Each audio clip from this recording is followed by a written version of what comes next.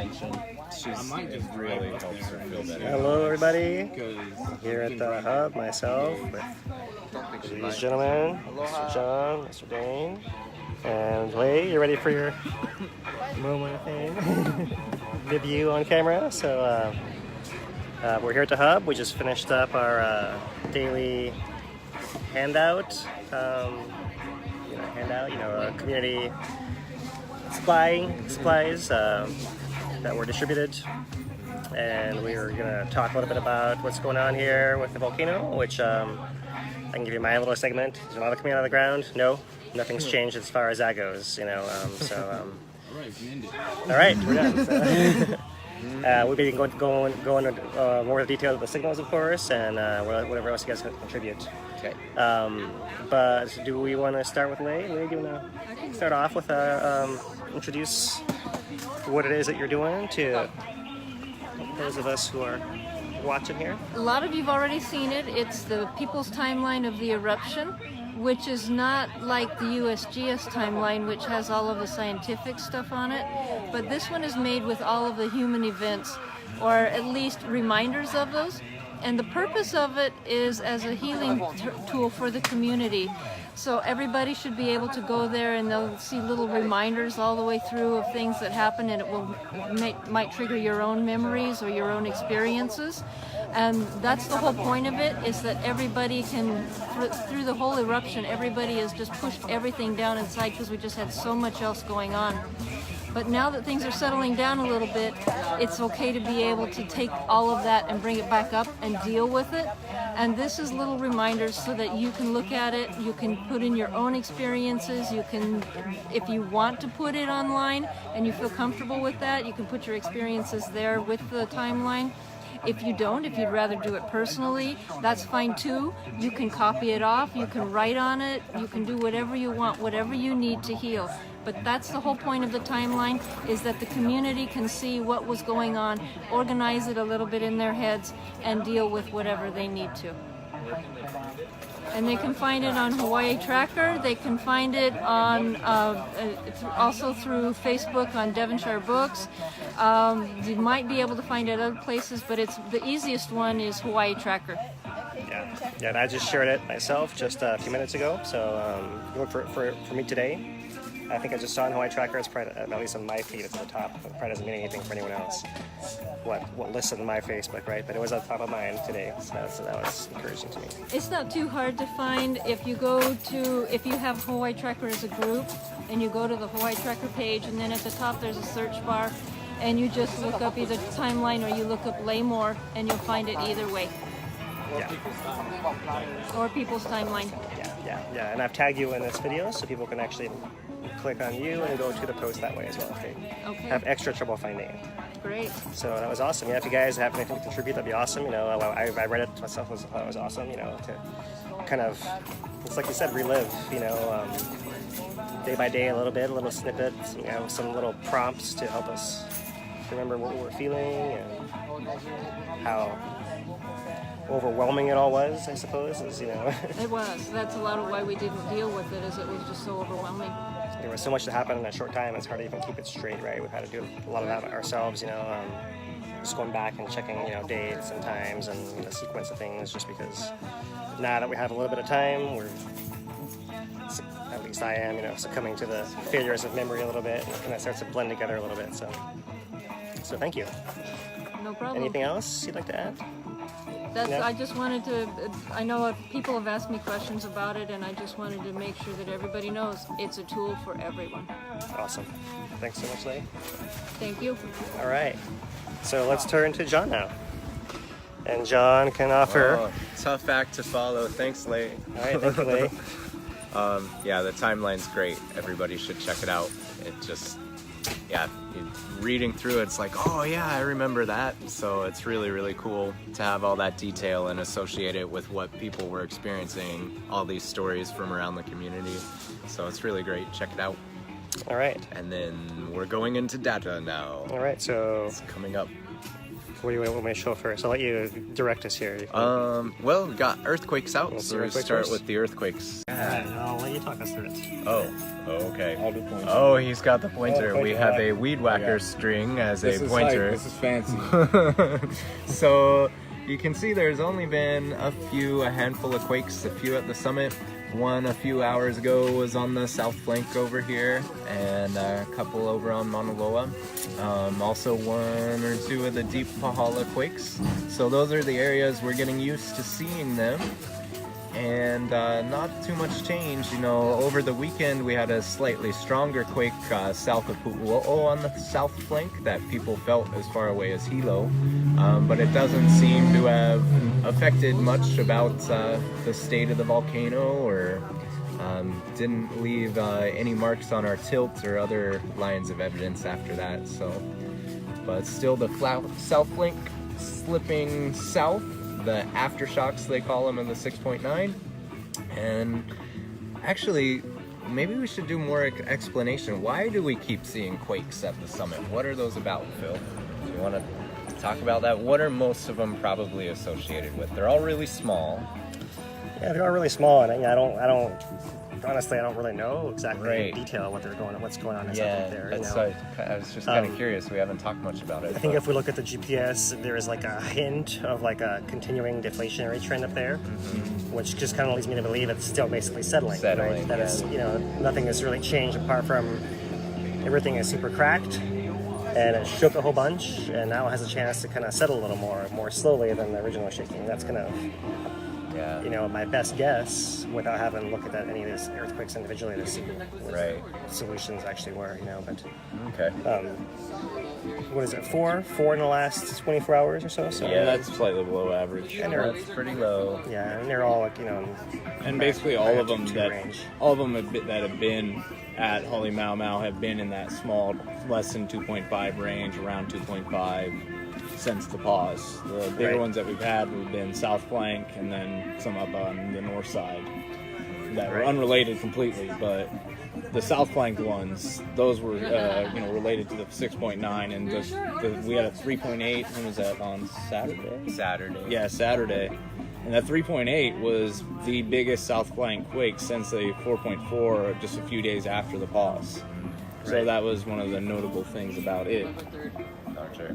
Yeah. I can actually look at you. Oh, yeah, without a bottle in the way? Yeah. Well, I was basically done there, though. All right, so that's our basic earthquake update here. So we'll have to look at earthquakes once again here briefly, but let's move on to. I'll put the USGS one first, just because there's a resolution on that one. Yeah, this is our weird signal. All right, so that's what we can learn. Oh, me? Okay. Well, I'm confused about this one, but this is, again, we're looking at a tilt plot here.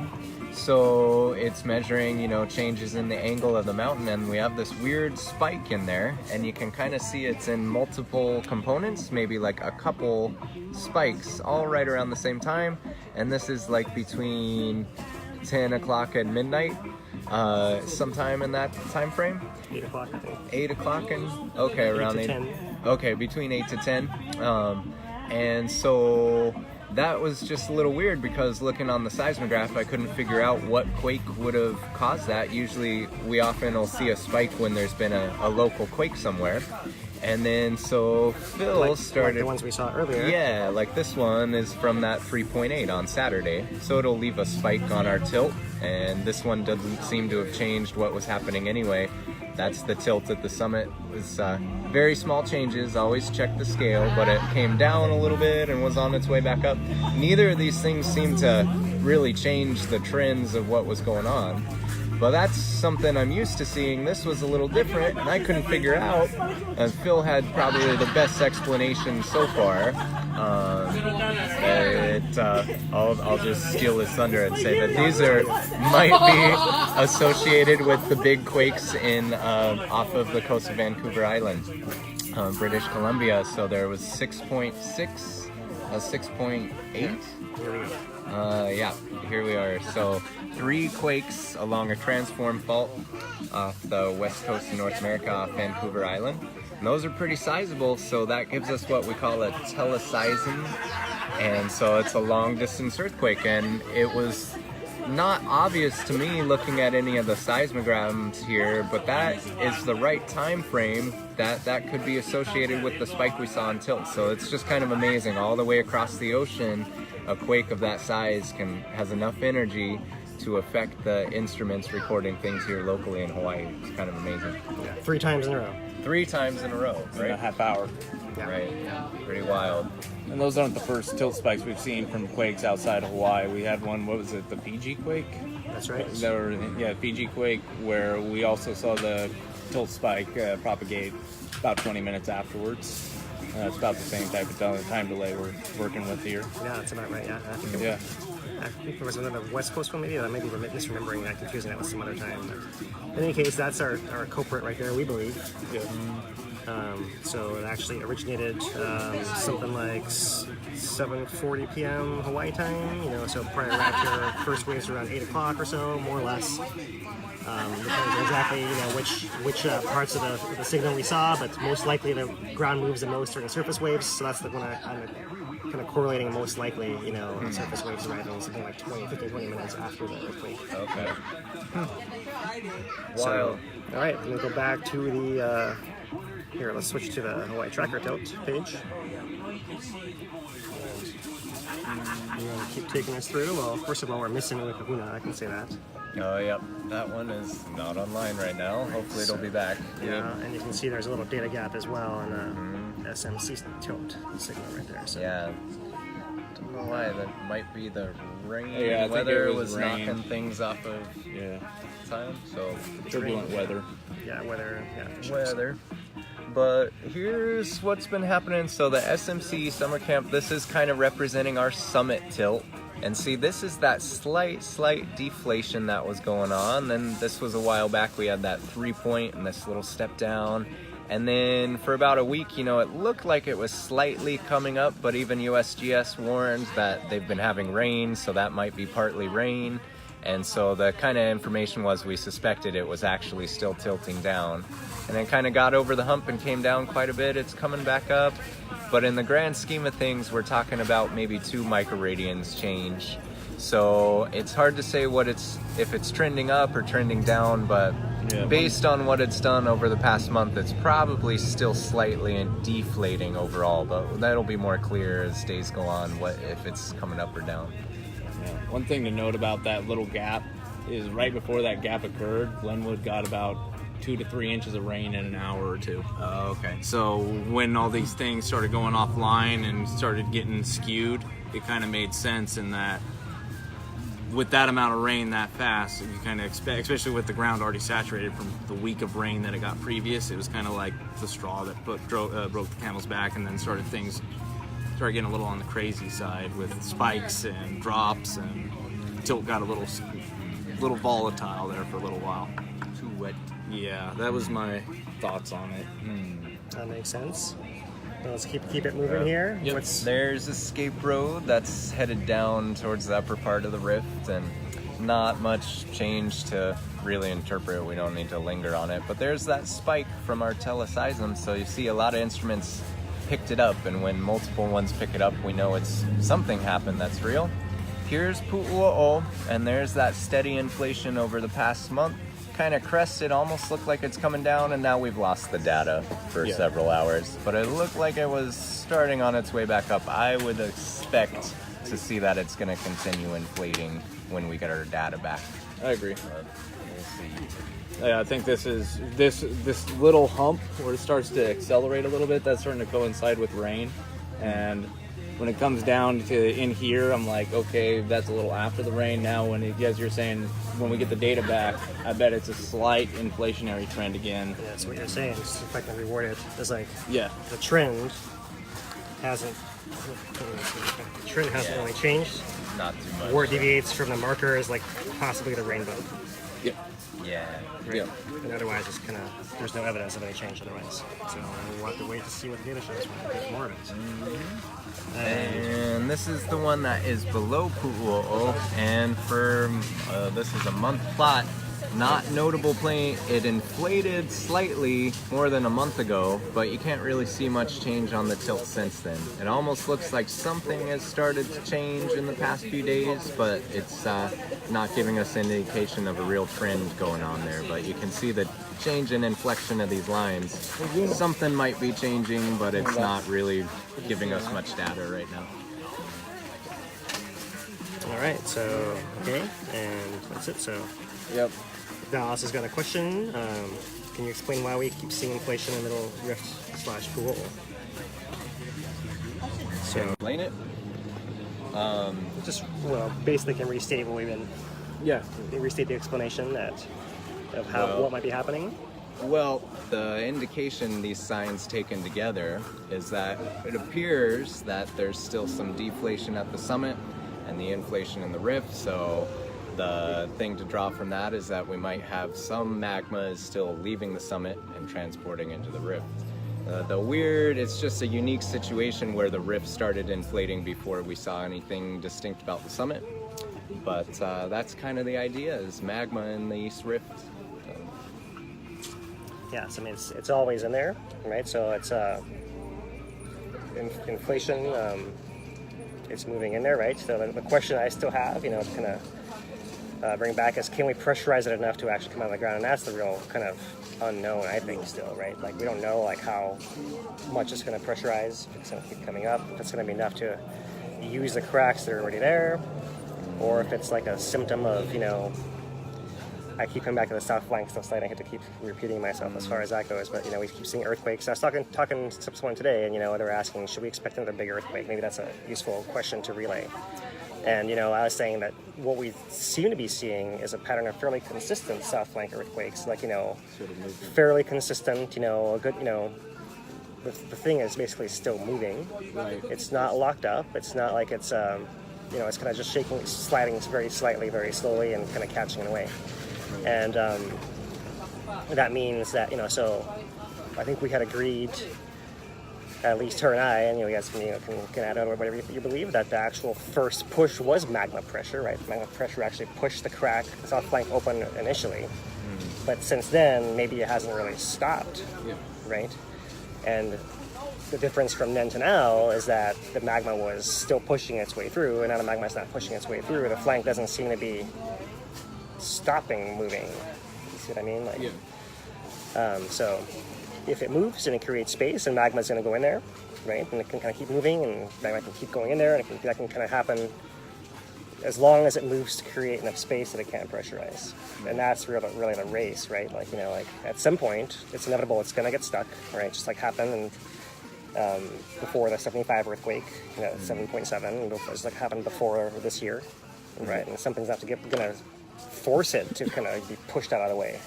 But I don't feel like that's what's happening now. We kind of see consistently popping off earthquakes, maybe not like huge amounts, like the whole thing is not sliding off in the ocean catastrophically like some people would like to believe, is going to happen. It's just kind of doing its usual little wiggle. Right. That's way down. One thing about after one of these large type eruptions, the rift has to refill all these magma chambers and stuff, all these spaces underground. They're going to refill over time, repressurize, and get back to eruption levels, basically, pressurization and all that fun stuff. But the one thing that was interesting to me about that 3.8 that happened a few days ago is USGS had put out that paper describing the aftershocks on the south flank about a week ago. Mm-hmm. And in it they described, I think it was Omari's Law, where it was saying aftershocks are going to decrease in probability for the magnitude, the high magnitude aftershocks decrease in probability as time passes. Right. So to see something like that happen, to me, indicates there's still plenty of movement there. This is something that the 4.4 made sense type of thing, but the giant gap and then the 3.8 just to pop up, it was like, to me, it was like, okay, there's still plenty of movement on that south flank. Yeah, exactly. That's interesting. I actually came up in that discussion as well. It's like, how do you define an aftershock? Because that's, I know that seismologically there is fairly strict definitions, right? And, but I just kind of feel like at some point the south flank was moving before this earthquake, it's moving after this earthquake. So there is some arbitrary division between the before, what we would call foreshocks, and some arbitrary definition afterwards, what we call aftershocks. That's got some judgment call like built into it, you know. And you know, because like you say, the South Flank, it wasn't like it was one earthquake and it's done moving now. Yeah. And it's kind of, you know, I mean, we could expect it to kind of keep having earthquakes and moving for the rest of our lives. Yeah. Right? It's not going to do anything different that way, you know. So, but as far as like, if it goes like in fits and starts, then maybe they're saying, okay, well, this jerk that we're experiencing now, like, and everything surrounding it, we're going to call it, so it's running at 6.9, everything else is aftershocks that kind of associate with it. Until it maybe slows down enough before it speeds back up again. Maybe that's the division that we're going to make, you know. So, but you know, it's hard to say, you know, without really, you know, seeing the ground movement. You know, it's hard to see. We look at the GPS data here next, you know, what if there's any hint of anything, but it's hard to really say how the ground is moving, so it's adjusting, you know. And to kind of go back to what you know, what you guys were saying, you know, just because it's the South Flank moving doesn't mean that there can't be a different kind of eruption that happens, you know, to kind of come back into John's camp, right? Because we had, you know, it was a totally different situation like at the Father's Day eruption, but that was a 2-hour eruption we had, and by kind of Noyahamo, that just kind of came, went, and that was into that. 2007. As the rift zone adjusted, right? And, you know, kind of another way to look at it is the first week of lava out of Leilani was all old lava that didn't come from anywhere else. It was here already. So if there's some pockets somewhere that the ground can crack and allow a path outway, you know, even if it's the flank moving, you're not going to get the same style eruption of the river of lava from Leilani to Kapoho. But you could have lava squirt out through one of these cracks. It could last an hour, a couple hours. It could last longer than that, you know, depending on how things is actually adjusting, you know, how much, if there's a pocket in there you actually tap or crack away to the surface. It'd be surprising at this point to see that scenario because we already had the most cracking we were going to get from the initial onset of the eruption, right? But the ground is all cracked everywhere still. So it's still weak, you know, and that's kind of helps people understand why when this eruption began, it was so easy to crack the lava out to begin with, because it was already all cracked from the previous time this happened and time before that, and the ground is all, you guys live in Leilani, you know, the ground's cracks all over the place, you know. Big ones, they go deep too. You know. Right. So, you know, and there's, you know, obviously just the fact that there's a crack there doesn't mean that crack's going to come out lava. No. But it means that the ground is moving a lot there enough to cause those cracks, right? So you know, there was no, like, you know, back to my MO, like there is no sign of lava coming out of the ground, but the potential exists from different ways than we might have been talking about before, as far as like having a pipe from the summit to the rift. You can have smaller localized things also, right? You could have, as the South Flank moves, the kind of wedge of land between the stable part to the north and the stable part to the south. We'll probably have several lines of cracks that kind of all going through it, right? And that whole area is likely to kind of wiggle its way into the gap that's forming as the South Flank moves. And that makes it kind of really tricky to kind of, you know, gauge from anything right there. You really want to see how the station all the way down by the coast is doing compared to the station all the way in Hilo, for example, right? All the way across this zone of cracks from the rift zone. But with what we got, we can still look at the GPS and say, okay, well, how far is the ground moving away, and at what rate, and try to make some, you know, that's kind of the observations that I'm looking for most closely now myself. Yeah, but with the inflation happening in the middle of the rift and east of Pu'uo'o, we also can't rule out that will lead to new intrusion going right back down to Leilani again. That's why in the USGS report, you know, they write that there's a very unlikely chance, but you need to be ready to self-evacuate if you're near the fissures, because although nothing seems likely, we don't have enough signs to think that anything's going to happen even soon. There's that tiny little chance that we can't get rid of, that this can just reactivate again without much earthquakes, without much warning. And so, I don't know, that's that impossible thing to deal with. Like, there's this tiny chance that something might happen, and we can't get rid of that tiny statistical chance. But overall, things are really quiet, and our alert level is really low, and we can't anticipate things happening based on what we're seeing. But there's still that tiny chance. Yeah. And that's why USGS HBO will never come out and say, this is done. They're not going to come out, this is a done eruption, because there's still that chance. You can't rule that out. And to me, when they lowered that level from orange to yellow, for Kīlauea, that's kind of the best indication you're going to get. it's, you know, constantly active, it's still recharging, still magma supply. That's not going to go away. You can't say it's done from a scientific standpoint, so this is kind of what your option is you indicated a different way. And of course those you know, those outlier probabilities, they still exist. You know, you can't get rid of those. All right, so should we talk some GPS? Sure. Would you like to lead us again? On GPS? Okay, what do we got going here? So, Big Kahuna, this is the one I like look at, except we don't have data here. There's Jacuzzi. Let's see, Jonaka's the one down lower in the rifts, east of Pu'u'o Waukeleo and so the trend is continuing. So this is the vertical, so we're coming up on the vertical, and this one's coming up on the north, and this one's coming down on the east. So that means it's moving north, it's moving west, and it's moving vertically up. And so that's stayed consistent, and we have more trust in that kind of trend since it's continued for so long. So that is all indicating movement away from the rift, which is consistent with inflation of the rift. One thing to note is that this was last updated on the 19th. This is going to be one of the ones that we haven't had data for a few days. All right, did not catch that, thanks. Anything else we want to look at over here? I mean, this is real subtle, like, is there any change there in that trend? Not really convincingly. Yeah. Maybe it's turning, but it's really, I wouldn't bet on it. There's a couple others I was looking to see. All the trends look kind of the same. Everything's the same there. Kīlauea. I think I was looking at the ones more in the south area, so let's look at... Yeah, there's some south of the rift that are showing what you'd expect to see. They're moving southwest or southeast away from the rift. I mean, south of the caldera, I saw some interesting things, like, no, that's not it. And maybe I was just looking kind of close.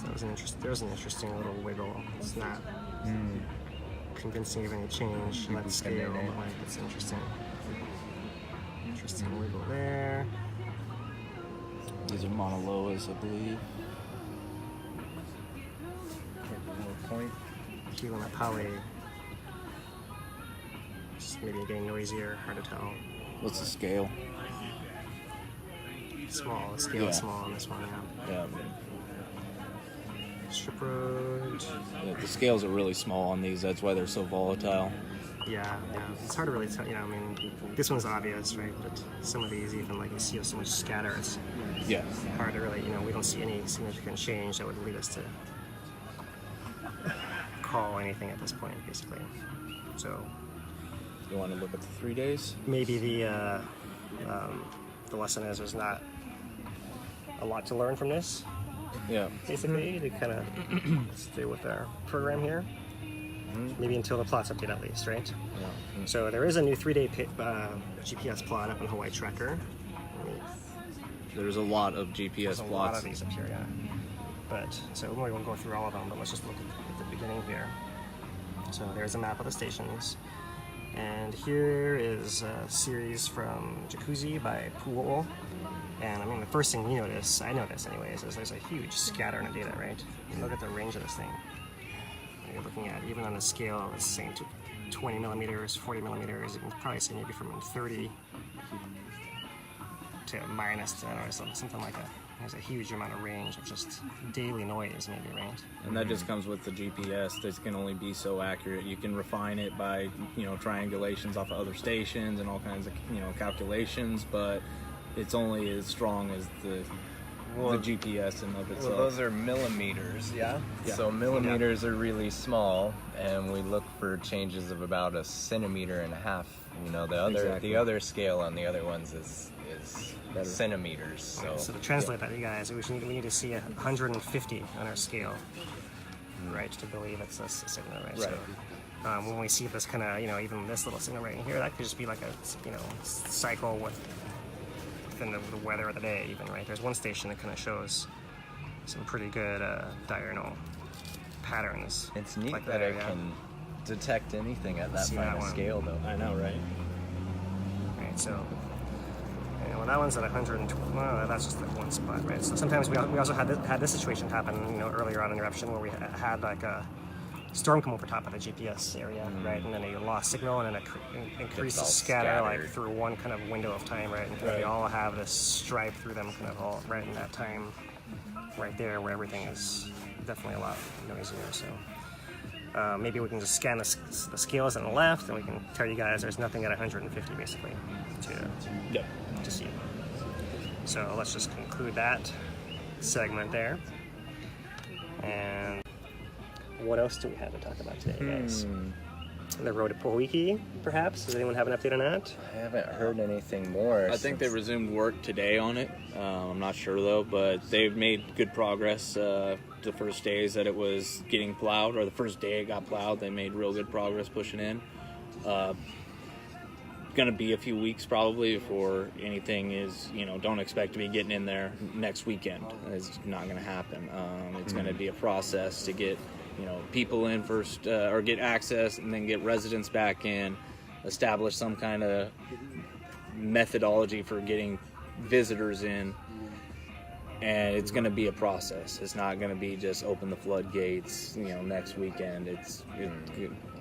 Be excited, but be realistic. That's basically all I got on Pohoiki. The trail's amazing. Like, hiking in, you're doing about, as the crow flies, about 4,500 feet over lava. Then you're back on the road. The trail's been pretty well established, so you can do them in like a half hour if you're going. If you're really going, you can do them, not too long.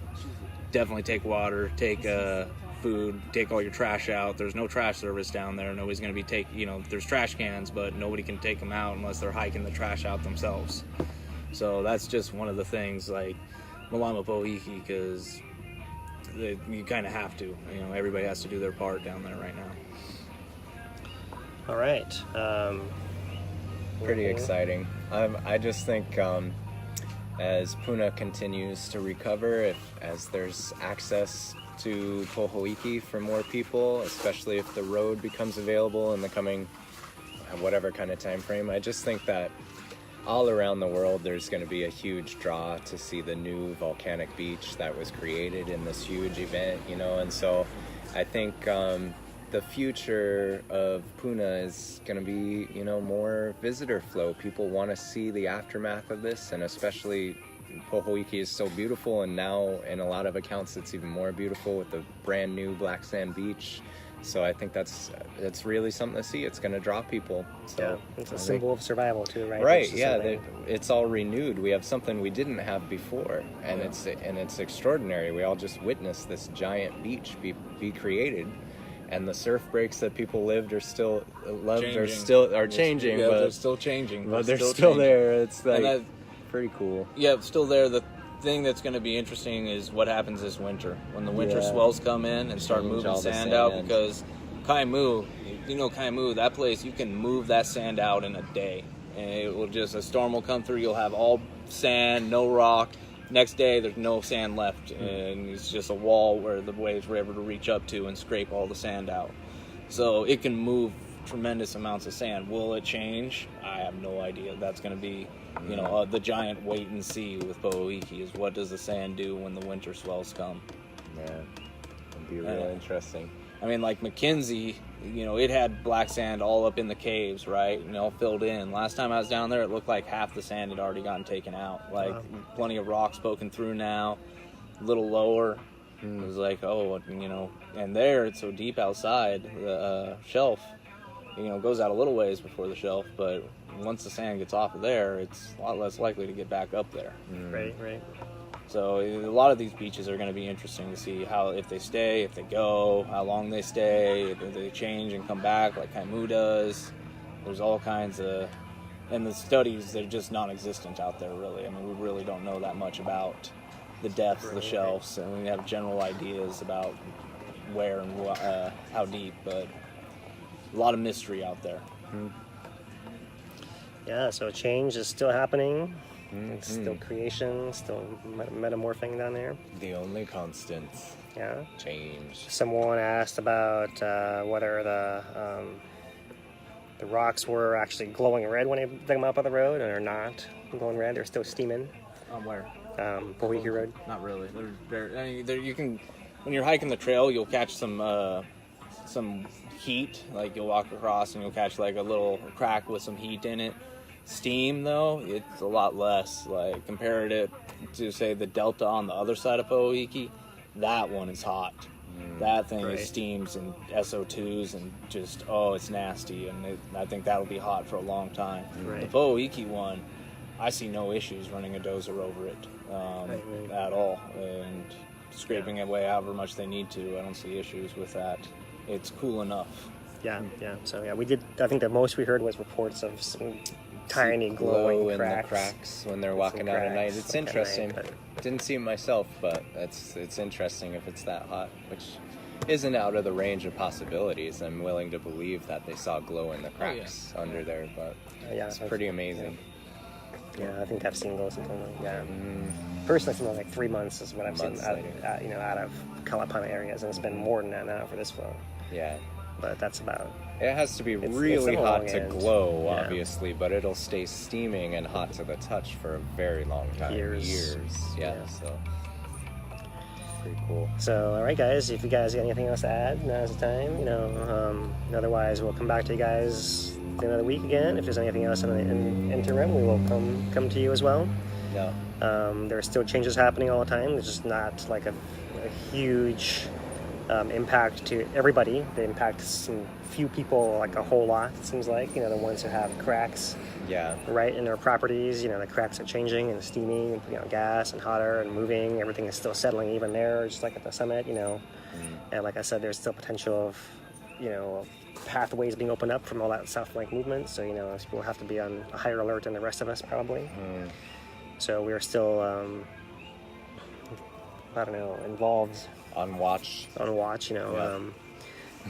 So we'll be there if anything happens. Right, we have some unwitting canaries in our coal mine, happen to be in the areas that are some people that we know and love have just got really unique perspective on this whole situation, where they've been in a spot where they're watching the cracks develop throughout the eruption, watching new cracks still changing this long after the lava ceased coming to the surface. And so you just got to remember, everybody who's anywhere near this is in a very different experience.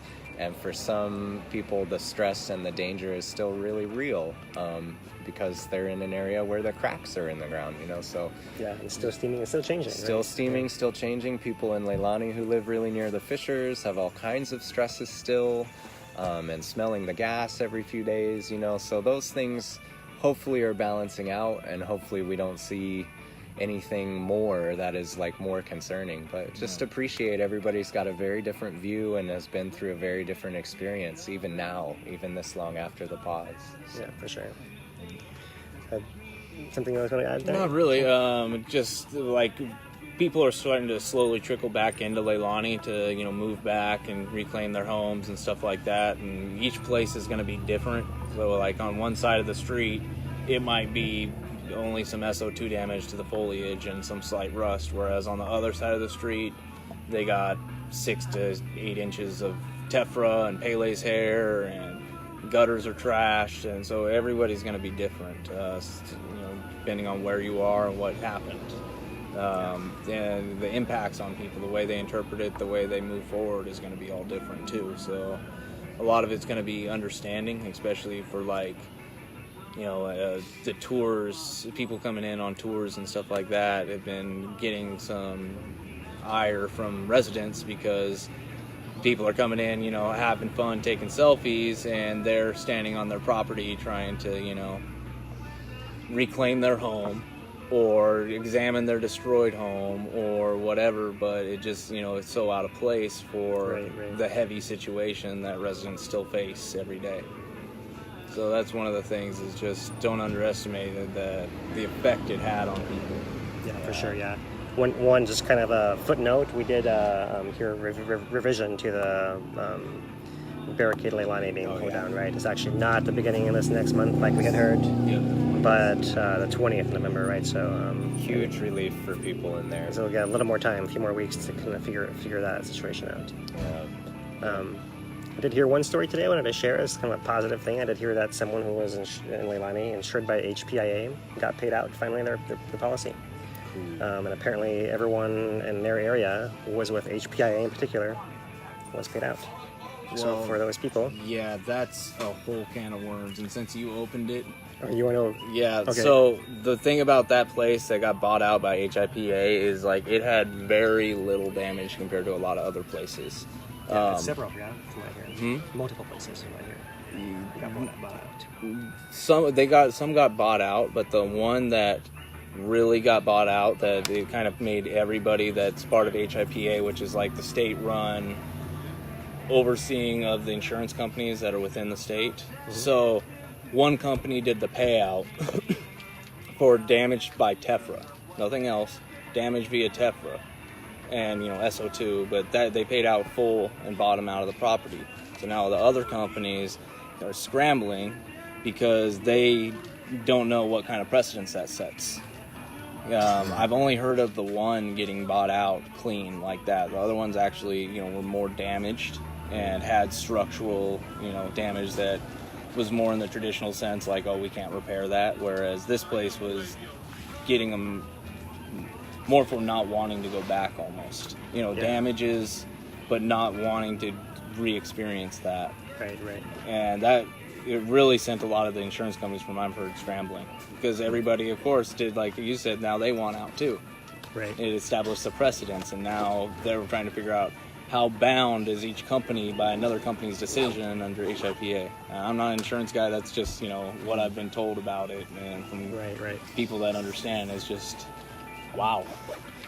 Yeah, so the saga continues, right? There's like a crack that some people have snuck through and got some actually have a life they can live now, actually make some plans and decisions and relocate. That was all a that kind of figurative thing. crack, not an actual crack. Just to point that out. Thank you. We talk a lot of cracks. So at least for some initial people, first good step, right? So we'll see what happens from there. And I think the story will continue. We'll let you guys know as we hear more information. Sounds like Dane in particular has got the pulse of the community there.